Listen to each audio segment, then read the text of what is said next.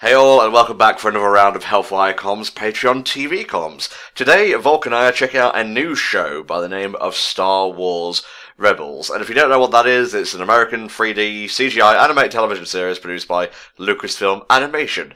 With its story beginning 14 years after Revenge of the Sith and 5 years before A New Hope, Rebels takes place during an era when the Galactic Empire is securing its grip on the galaxy. Imperial forces are hunting down the last of the Jedi Knights, while a fledgling rebellion against the Empire is taking form. The visual style of Star Wars Rebels is inspired by the original Star Wars trilogy, concept art by Ralph McQuarrie. Ever watched Rebels before, Vote? Never. I watched a little bit of Clone Wars, the actual animated one, very similar to Rebels, and also, of course, The Clone Wars, which probably stands as probably one of the most legendary Star Wars media ever, just because those first two episodes, man, they can't be beat.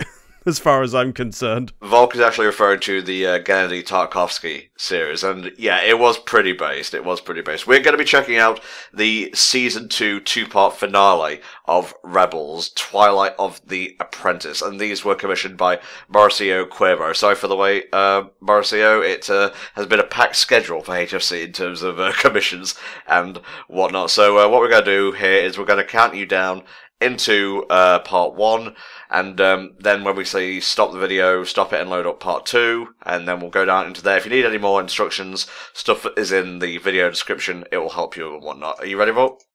I'm ready. Here we go. Part 1 of Star Wars Rebels Twilight of the Apprentice in 3, 2, 1. Alrighty, I have watched like one episode of this, and I don't think you'll need like all that much of like a backstory for this, because it's mostly they're going to a place to do stuff. Yeah, the usual Star Warsy things where they have to try and fill in time somewhere between the movies, and they're just thinking, okay, what else can we add to this? That's Ashoka from the Clone Wars. Anakin's apprentice, I believe, or fledgling. One of the two. Padawan is the term, Vol. Come on, you know Star Wars. Vaguely. There's a lot of Star Wars lore and terminology that I tend to forget, but I get the basic gist of it. Fair dues. I'll give you a little bit of the summary, just so much as it doesn't spoil you. Ashoka, Ezra, Kanan and Chopper arrive on Malachor, a Sith homeworld long forbidden to the Jedi, or just a Sith world, I guess, in search of knowledge, discovering a cavern containing a Sith temple amid the site of an ancient battlefield between Sith and Jedi who use cross-guard lightsabers, and then they meet Evil Guy, McEvil, and we'll see who that is soon enough. I will literally put my fist through the screen if this has anything to do with Darth Plagueis the Wise, because then the meme will just come full circle.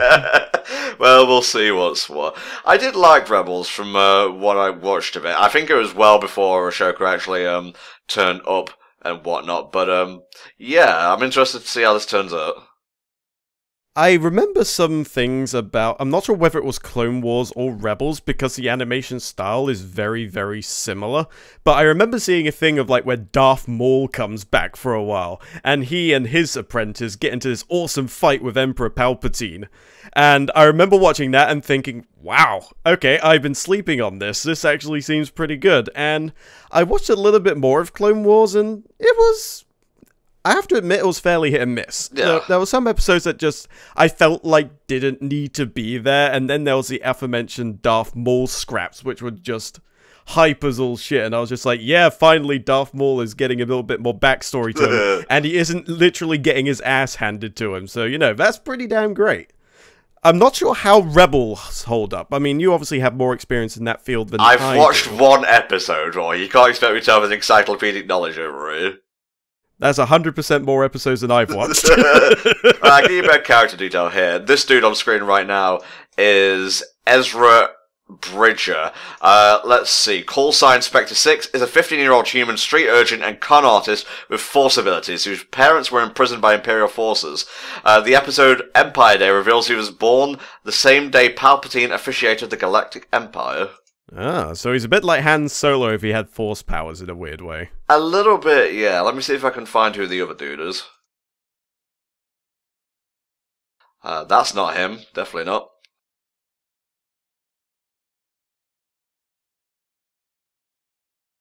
Spooky pyramid. Oh, yes. Surely great evil will be contained within these four walls. Okay, the other dude is Kanan Jarrus. Let's see. Oh wow, Kanan is voiced by Freddie Prinze Jr., whose real name is Caleb Doom, callsign Spectre 1, is one of the last surviving Jedi of the Fallen Republic. The episode Legacy reveals that Kanan entered the Jedi Order before getting to know his parents. The comic Star Wars Canon explores how, before the events of Rebels, Caleb Doom is a human Jedi Padawan student of a Jedi Master Depa Billaba until Order 66 made the clone troopers betray and kill the Jedi Order, including Kanan's master. Ah, that is unfortunate. But at least to know there was like more than a few Jedi kicking around after Order 66 happened. Yeah. As far as I was led to believe, pretty much every Jedi was pretty much offed except for like Anakin and Obi-Wan. Obviously, he just about survived. So it's nice to note that there are at least a few more that kind of managed to escape. You ever think about how, like, Obi-Wan hid using the name Ben Kenobi and also wearing Jedi robes? Yeah, I always thought that was a bit weird. It's just like, no, his first name is different. It can't be him. Nobody's that stupid. Obi, Ben, completely different. We'll never find him at this rate. Oh. He may as well just called himself Shmobi-1 Shinobi. Recognize these lightsabers, Volk?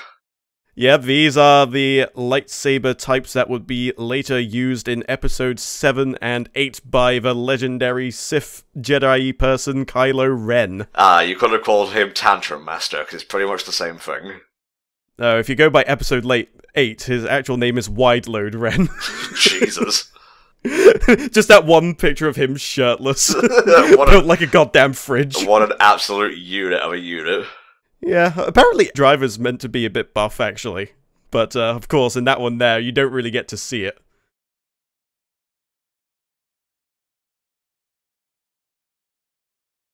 I'm liking the Darth Maul style thing with the weird disc thing in the middle to let you do the twirly bits a bit easier. That's a neat touch. The animation is actually a lot better than I was led to believe, because I seem to recall people complaining a little bit about Rebels, although everyone complains about everything, so maybe my abject positivism, whatever, got mixed up with the pacifism. Really? You're fucking paradoting away? What the hell is this? He is actually Yoshimitsu. Maybe I just got my wires crossed, as it were. I think there was actually a new thing going on at the time. I think it's called like Star Wars Rebellion or something. I think Star Wars Rebellion is meant to be a board game or something. Or is that Destiny I'm thinking of? I don't know, there's so many Star Wars whatevers, it's hard to keep track.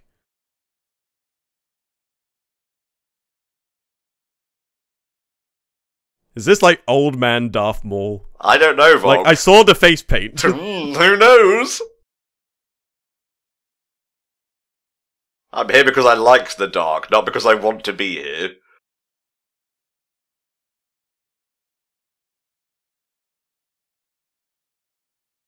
It's like, look, I've been through a lot of rough shit since episode 1. Indulge an old man, goddammit. Yeah, oh god, I've been a spider, I've been everything at this point. At one point I didn't even talk.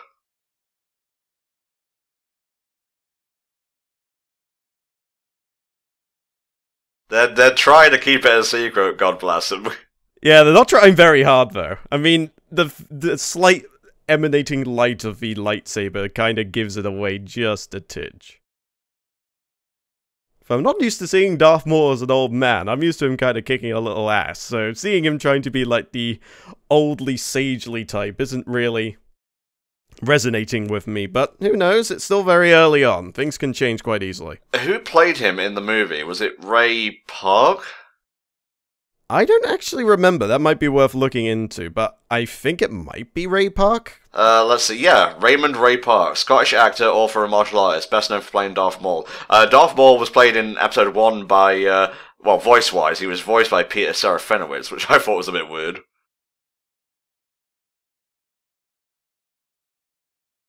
Although something we haven't quite touched up on yet is we've actually seen a lightsaber color presented here that we don't get to see very often. You don't get to see white lightsabers very often. Yeah.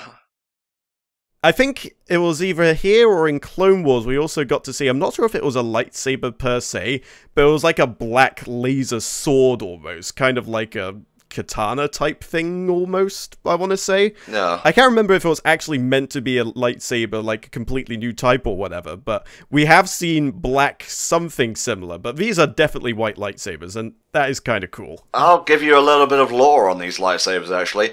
Let's see. In the years before the Battle of Yavin, Ahsoka Tano, and yes, I will try and use her name correctly now, used 2 white lightsabers as her personal weapons.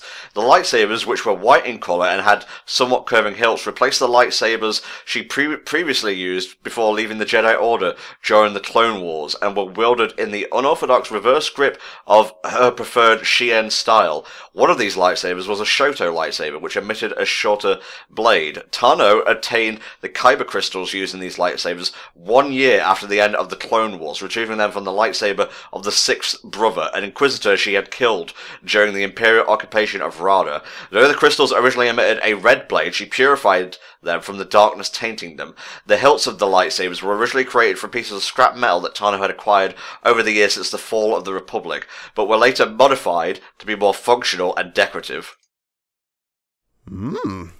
Very interesting. I mean, I do like the idea, but I do like the idea behind, like, obviously the red lightsabers are considered corrupt and what have you, and the idea that you took one and purified the sucker.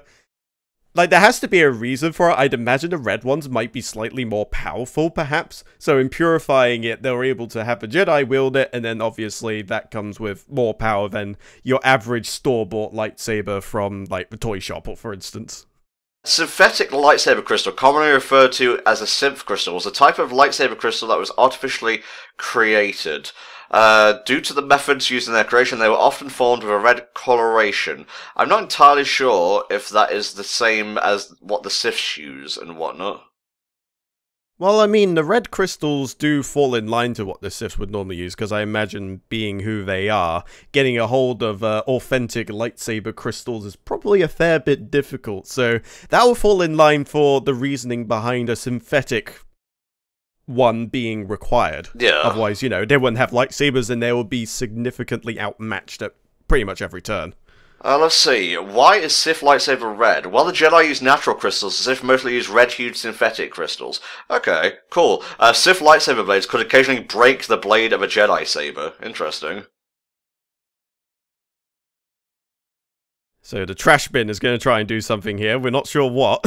This is an Inquisitor, by the way. What is an Inquisitor, Tom? Well, I'm glad you stuttered that, Tom. Inquisitor... Star Wars Rebels. Sorry, not missing much. The trash bin is trying to play Flight Simulator. God, I do love me a bit of Star Wars lightsaber action. I'm a bit of a basic bitch like that. I'm actually more of a fan of sort of like the iconic sounds, whether it be from the lightsabers or the laser guns or whatever. There's just so much within Star Wars in terms of its sound design that's just so iconic. Probably more so than the actual figures themselves, I would say. Yeah, for sure. I mean, just the concept of like a laser blade has permeated popular culture for decades at this point. Yeah, right down to people making the sort of sounds of their lips while they're waving around a sword game. Okay, the Inquisitorius was a group of Force sensitives, individually known as Inquisitors and sometimes called Red Blades, or dismissively Mystics, by Imperial officers, who were recruited by the Galactic Empire to hunt down the Jedi who survived Order 66 and any other Force-sensitive children. Originally, only one Inquisitor, the leader of the faction, was dispatched to hunt down the Jedi on Lothal. Ooh, I can't read any more after that, because it's spoilers for this arc, I believe. Ah, fair enough, fair enough. Well done for stealing yourself. It's quite hard to catch whatever Darth Maul is saying all the time, because he speaks very, very quietly. I mean, he was kind of a quiet chap to begin with, but it seems like being an old man hasn't exactly helped him any.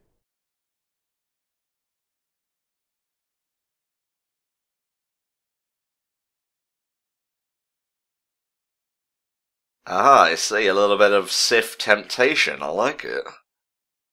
All it takes is that little bit of a buzz, and then before you know it, the seed has been planted. Oh, please help me save my dying wife? Sure I will. Oh, I've murdered a bunch of children, and now the guy who said he'd help me is not helping me. Yeah, who could have seen that coming? Samuel L. Jackson had to die for that. I am not impressed. Don't you just love how a guy called Mace Windu died by flying out of a window? Windu out the window. Dude. There you go. Feeling angry feels good, Master Not Darth Maul. Just imagine if, like, the Sith are, like, trying to train the young teens and it's just like, but I can't control the Force. Just imagine you're trying desperately not to bust a nut. Oh, jeez. Just hold it! Hold it like you've never held it before! Suddenly, this took a whole new twist. Ooh, hello.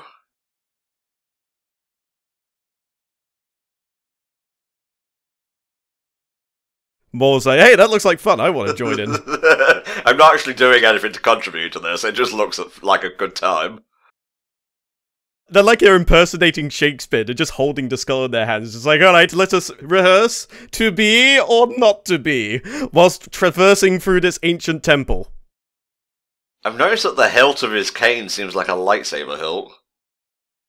A little bit, maybe the lightsaber's in there. Oh shit, he's gonna go all Lucius Malfoy on him. Quite possibly. I would not be surprised if, like, the actual lightsaber is built into the top of that staff. Like, I can see a hole there.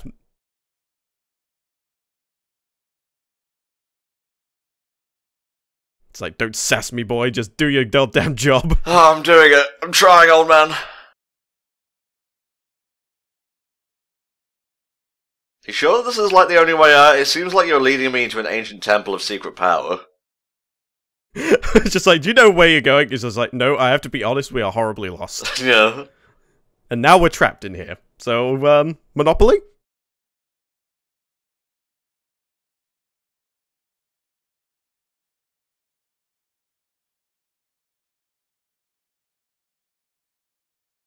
Yes, just use Force Lightning willy-nilly. You won't become a horrible Monster Mash goblin.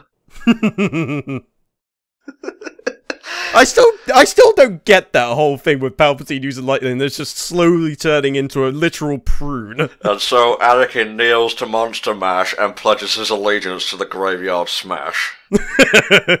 Just the whole thing about Episode 3 and, like, Palpatine's, like, turn from, you know, what we see him as now. It was Darth Maul the entire time! Whoever would have guessed? Oh, your face looks very long.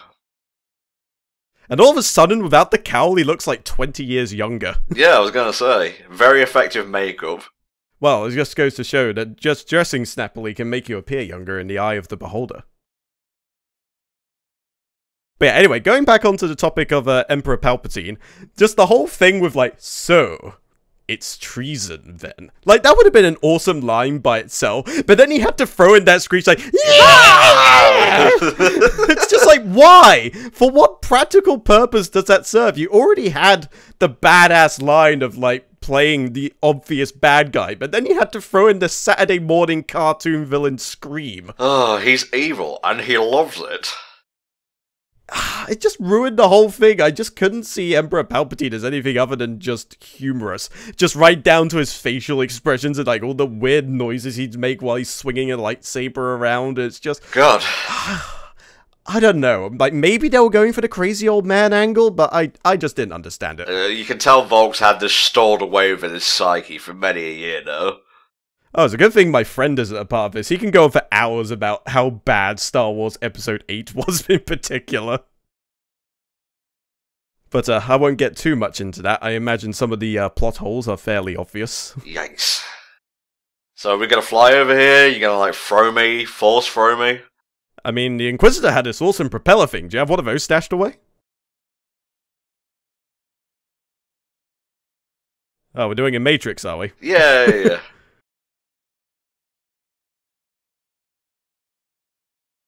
Nice. Not bad. Could have stopped the landing maybe a little bit better, but, you know, that's a solid 7. Are there no guardrails on this thing? Sith really had a problem with following rules.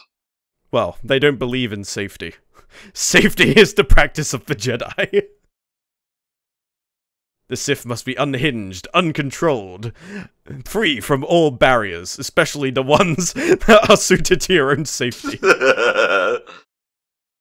Alright, so we picked up the Reality Stone, now what? No, this is a Sith holocron, mate. I thought it was another Tesseract.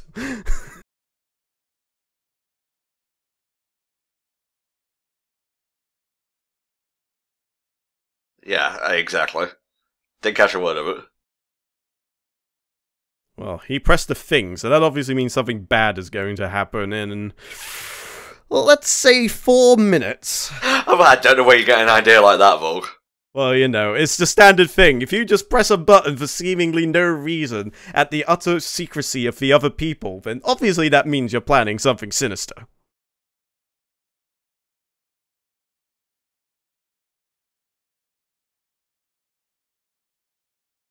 Do you want to be vaporized? Do you want to be vaporized or literally flattened into a pancake by dropping down like 300 feet or so? I'll catch you. Don't worry, was the sky broken? I'll give you a hint. One leaves a body.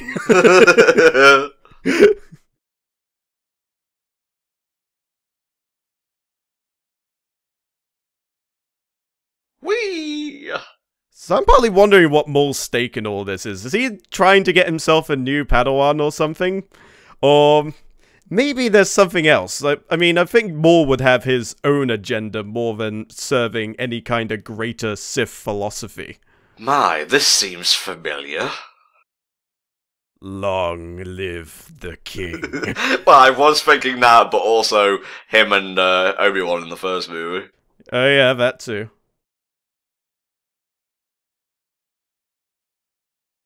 Ah, you thought he was going to double-cross him, but he didn't. he's just thinking, hey, thanks, Maul. For a second there, I thought you were gonna drop me. And he just goes, so did I. Oh, thank God, Mufasa, you're alive. That was so frightening.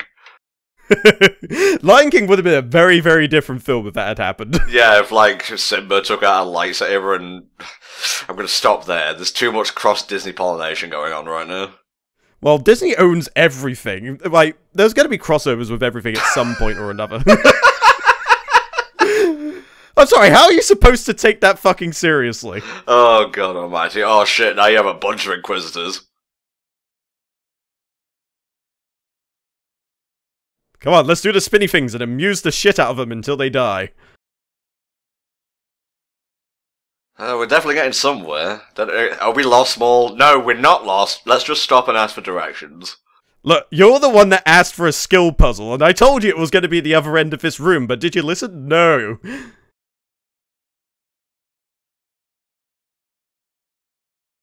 Ah, tiny little pyramid. Goes right here.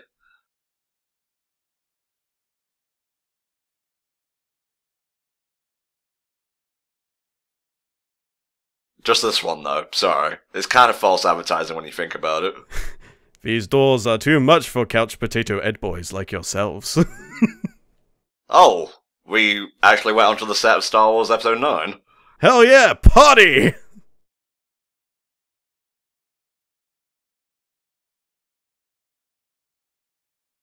Oh, God almighty, you brought the worst help imaginable!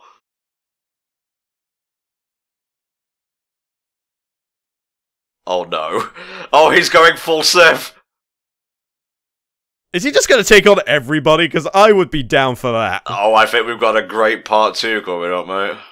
Oh yeah, I'm looking forward to this. I mean, Darth Maul has finally awakened. Like, you can tell his voice is a little more booming and sinister. But are we going to see the Darth Maul that aligns himself purely with the Sith? Or are we going to see the Darth Maul that serves only himself and let nothing stand in his way? I guess we shall see. Alright, Volk, I have loaded up part 2 of Twilight of the Apprentice. What do you think of part 1, mate?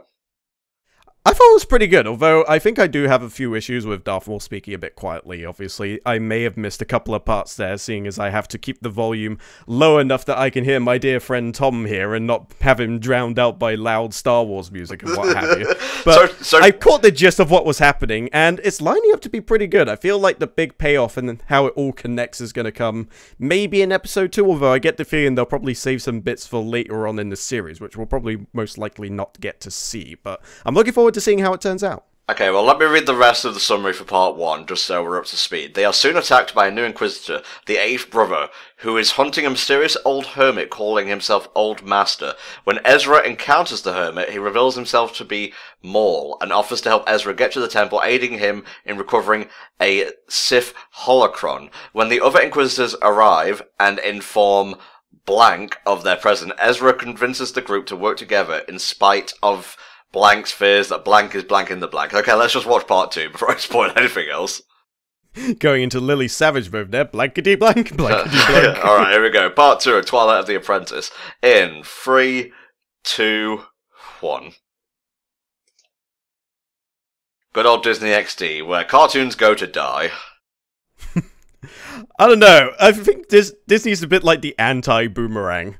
Boomerang is where cartoons are preserved for all time. Disney is where it goes to die. Jeez. Regular Disney is doing great nowadays, though. They did, admittedly, shunt a lot of stuff off XD onto the main channel, because, you know, XD is one of the channels you have to pay for, which would explain Rebels' low views. Oh, shit. Oh, yeah! Oh, that is so cool! Yeah, let's help him, despite the fact he obviously needs no help whatsoever. I know, right? Just bops him with the fucking stick, I like it.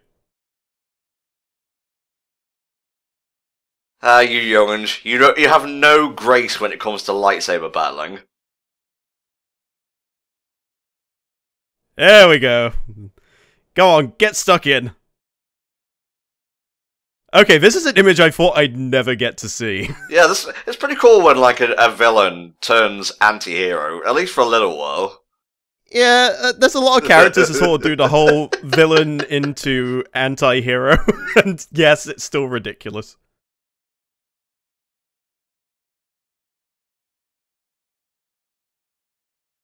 Ooh, I think we're gonna see some shit soon, though.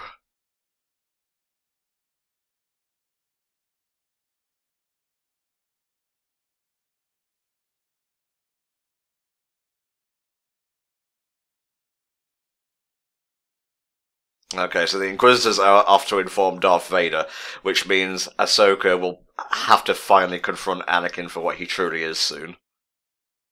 Oh, that's something I bet she isn't looking forward to at all. No, I think at this point, yeah, she hasn't really fully come to terms with it. Well, I mean, it's hardly surprising, really, considering she was under Anakin's wing for God knows how long, and suddenly having him become, like, the very thing she swore to fight against, you know. Yeah. That's gonna hit you hard, no matter how seasoned you are of a warrior or a Jedi or whatever. Just in case you're wondering why Ahsoka is here now, let's see. She is a Togruta, a former Padawan of Anakin Skywalker who left the Order out of disillusionment with the Jedi Council for not defending her while on Republic trial for crimes she did not commit. Following the establishment of the Galactic Empire having originally hid and crafted a pair of white lightsabers, Ahsoka became a key informant of Senator Organa under the codename Fulcrum. Ahsoka relayed intelligence to the Lothal rebels prior to revealing herself to them in the Season 1 finale Fire Across the Galaxy. After her Rebel Cell Phoenix squadron was nearly extinguished by Darth Vader in the Siege of Lothal, she and her remaining followers joined the Ghost. In Shroud of Darkness, Ahsoka is forced to accept Darth Vader as her corrupted former master in blank, and so the story continues.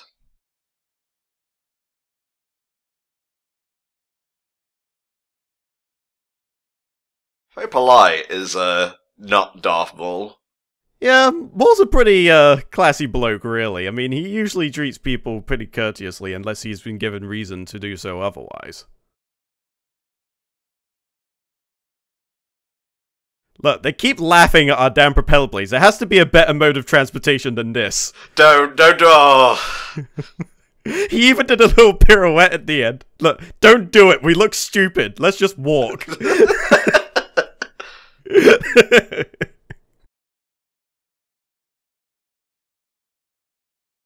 Oh, I see. Secret switch. How could we possibly not have known that? In the corner of the pyramid, no less. Welcome to my home. And he just puts on a pot of tea. Figures you live in the basement of an ancient Sith pyramid.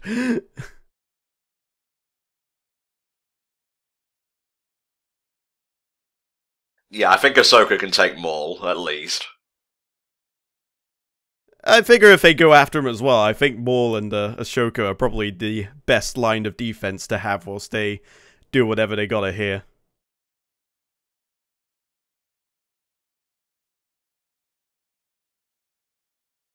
Well, you've known Maul for all of like 10 minutes, Jesus. It's never gonna get old, I'm sorry, Mercia. I feel like that's partly the reason why you picked this episode. Well, other than having Darth Maul in there, which is damn awesome, and I think if you were going to pick an episode, you definitely picked the right one for me, but this is just comical as well, so that adds a whole lot. Why do you need this when you also have a lightsaber? It really does not make any sense. They're just using it for flair at this point. I will say the action's pretty nice so far. Excelsior! Oh, why? Why, Volk? I know, I just said that and I just depressed myself. Fuck. At the time we were recording this, November 13th, yesterday, Stan Lee passed away. Then again, he was 95. He did live a ripe old age, I gotta say. I know, but for someone who's been there for basically all your life and who also created your favourite superhero, Spider-Man, obviously, it hit me kind of hard. It's going to be one of those times where even though you're expecting it like maybe 5-10 years ago even, it's still going to hit you hard just because the guy was an icon in all things superhero. Yeah, and there was obviously, you know, tons of jokes, like, oh, every time a famous celebrity passed away and not him, oh, he had stolen their soul and stuff like that. But unfortunately those jokes will have to fall a bit flat now, and this time it's their turn to go up the pyramid elevator. Okay, we'll just take it in shifts, I suppose. Yeah, I guess I did. You know what, Darth Maul's okay. He fights a good fight.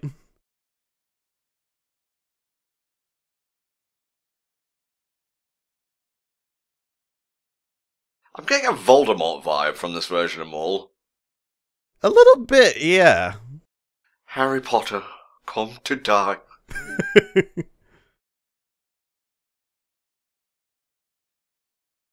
Yes, I'm evil now. But this is the thing, we don't know what his agenda is at this point. He could be trying to groom a Padawan for himself, perhaps, but we just don't know. Well, how did they not notice that thing following them? Oh, there's a bunch of them.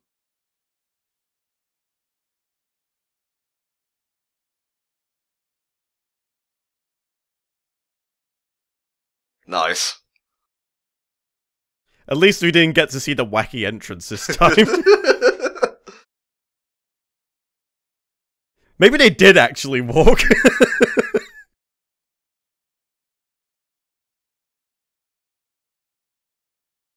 You know, the whole high ground thing from episode 3 doesn't really make sense anymore. I'm just like, it's over! I have the high ground! It's just like, you know that shit doesn't work anymore. We've trained against this now. How could you possibly train against the high ground technique?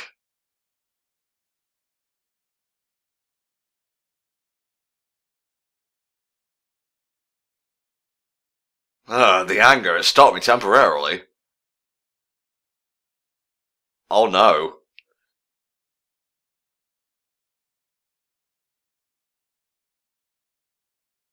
Oh no. Don't do it! That's not a heroic victory, that's an execution. Oh jeez. No. That is an execution. You see how cool that could have been? But no, you're just a loser. I mean, he does raise something of a good point. I mean, some of these dudes just ain't gonna appreciate being given a merciful kinda defeat. They'll just come back and just try and kill you twice as hard.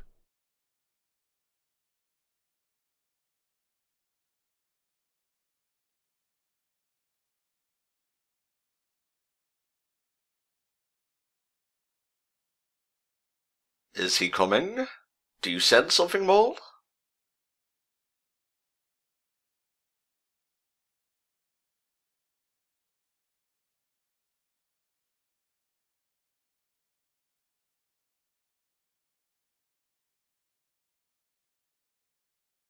Alright, mission activate. Kill everyone here while Maul does something cool. That's just the Maul MO. Look cool, be good. No, how will I make my wacky escape now? Oh god, everyone dying. I gotta admit, if I was watching this live on TV, this would be a pretty hype season finale. I mean, one could make an argument that for fuck's sake. You see where using that got you? And yet he died probably the most stupidest way of all because he wanted to try and do the wacky escape scene again. Okay, back to what I was saying. If one could say using established characters like Ahsoka and Maul in the first place are a little bit, what's the word, cheap, you know, trying to play off their popularity, but it works all the same, I think. Oh, here we go, with the Darth Maul turnarounds happen.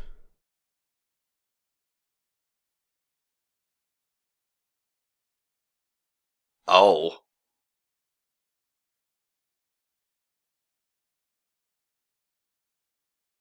Which would include the Empire.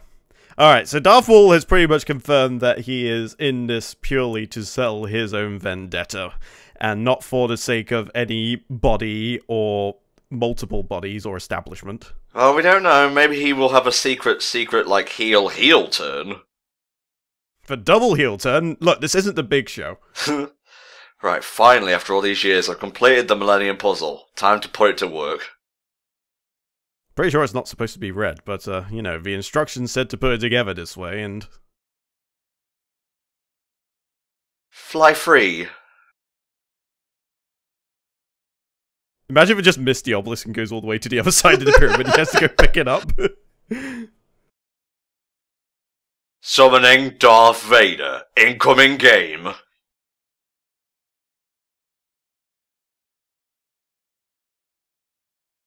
Who disturbs my slumber?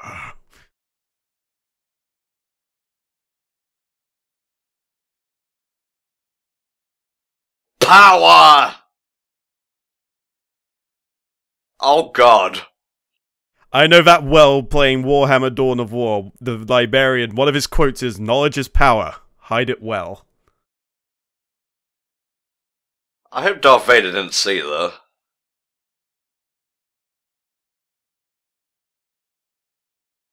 He's still following, like, the Sith tradition of taking an apprentice, it seems. Yeah, can't get their own. Like, there's no, like... I was gonna say, like, Tinder equivalent, but for, like, apprentices. It's just like, oh, this one looks a bit crap. It's right, left. Nah.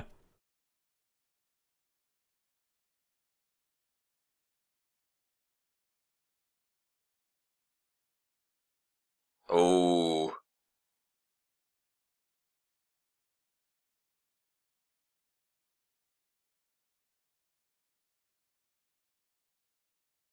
I guess that helps him see better and whatnot, or at least look cooler. Why? Why do you get a cool mask? I had a cool mask. I want one.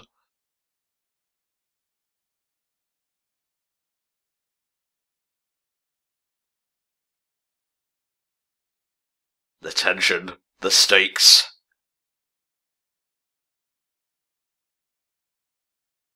I'm not sure how cosplaying Genji is going to help him exactly. He's relying on the Force entirely. Yep. Whee! I wish I had a spinny thing! Okay, that ended a bit anticlimactically, I have to admit, but it was kinda cool seeing him, like, purely rely on the Force.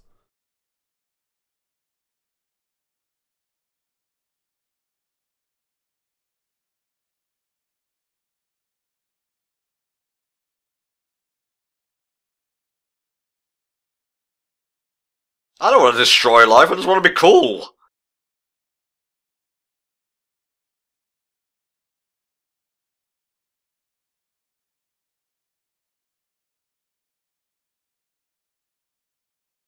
I swear to God, if Darth Vader comes down and he's on one of those fucking spinny propeller things, I will literally just leave.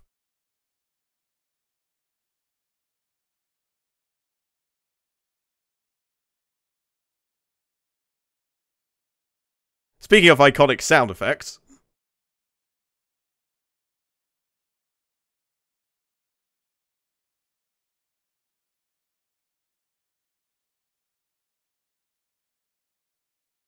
I had help from a better teacher than you. Yeah. Yeah. Vader is a lot. I've played, like, a little bit of, you know, what is that fucking video game? The Force Awakens? No, that's episode 7. The Force Unleashed, there we go. And let me tell you, Vader is toying with Ezra. Well, he toys with basically everyone except for, like, I would say maybe Obi-Wan, but even then.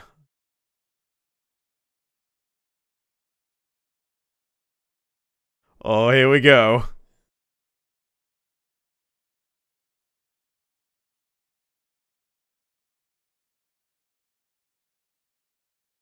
Anakin, do you have to be a fucking weeb all the time? Let's just fight normally without any kind of quotes and whatnot. No! We have been waiting 15 years for this! I'm not sure if it's actually been 15 years, I just ballparked a number there. I can't kill you, you're part of the darkness.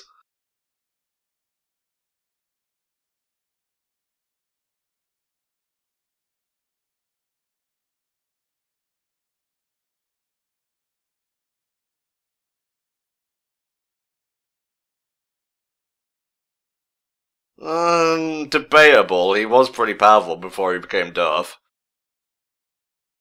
Imagine if he just had, like, a bout of schizophrenia then where he says Anakin Skywalker's weak. It's just like, I'm not weak! Not weak! Oh shit. I like that activation there, kind of having them both sort of merge together and then separate.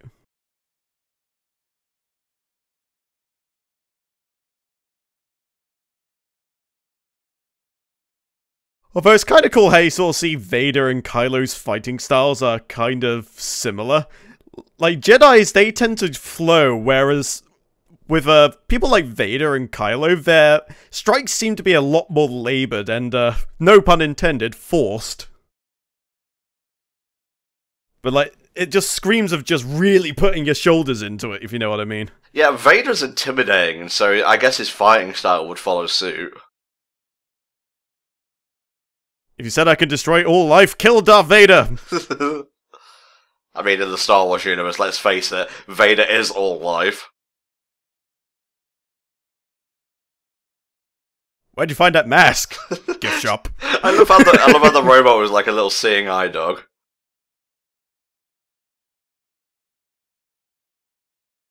Oh no. Is this a sacrifice I see coming?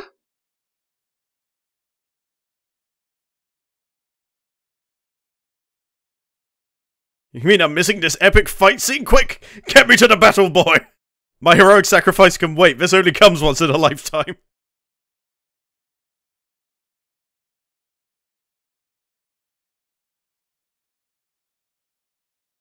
So what's some of your favourite lightsaber fights in the series, mate? That's a good question, actually. I'd probably say the Darth Maul one is probably one of my favorites. Just because there was a lot of action going on there, and it seemed to be rather back and forth, so I dug that entire sequence. Apart from that, I'm not entirely sure, to be honest with you. Like, most of the lightsaber fights tend to be pretty good, although I will say the one with the Crayola guys in Episode 8 was pretty damn epic. Are you sure about that? Because I've seen the choreography for that fight. Yeah, but it's more just the fact they're fighting, like, 10 of these dudes, and they get to kill them in, like, creative ways, where you have the whole thing where Kylo takes the lightsaber and just quickly activates and deactivates it in someone's face. Oh, jeez. Like, I appreciated, like, the different ways in which they actually offed people, rather than just, oh, I'm just gonna lop off a limb or two, and then that'll be that. I have to agree with, Red Light Media, though, just in this instance, where it's like, lightsaber fights are less about the action and more about what they represent. Like, Ahsoka and Vader fighting, that they have a lot of history together, so that means something. Exactly. The Darth Maul fight between Obi-Wan and, his master, whose name escapes me, Qui-Gon Jinn, didn't really mean that much, because it was just a fight to defend a place. Yeah, although it was one of the cooler fights. Absolutely, but you are right. There is a certain amount of meaning that has to be depicted. Oh. Jesus, I wasn't actually expecting that.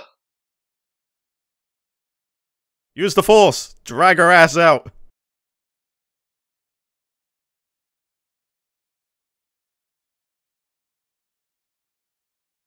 Then perish.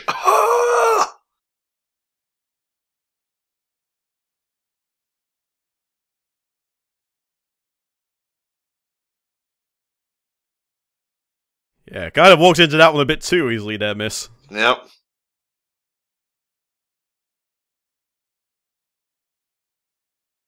No, I'm missing it, it's gonna be cool!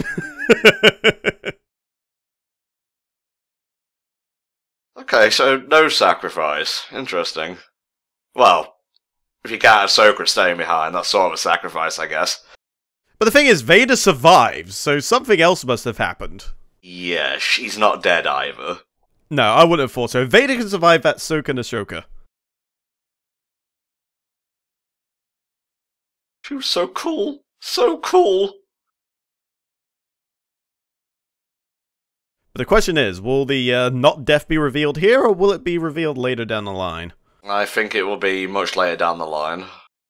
It wouldn't surprise me. It seems like one of those things they'd save for like, another season, or much later down at the end of this one, perhaps. So is he blinded for good? I mean, most likely, it did just take a lightsaber to the eyes.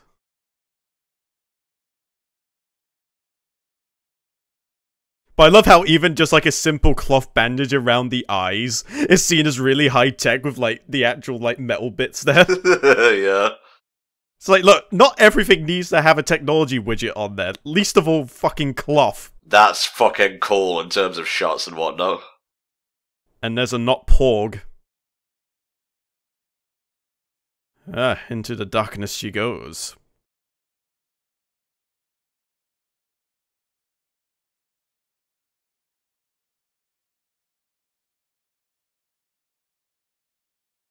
You can climb this ladder, you can do it.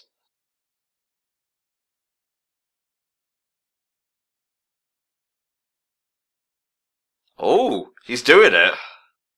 He's doing the thing!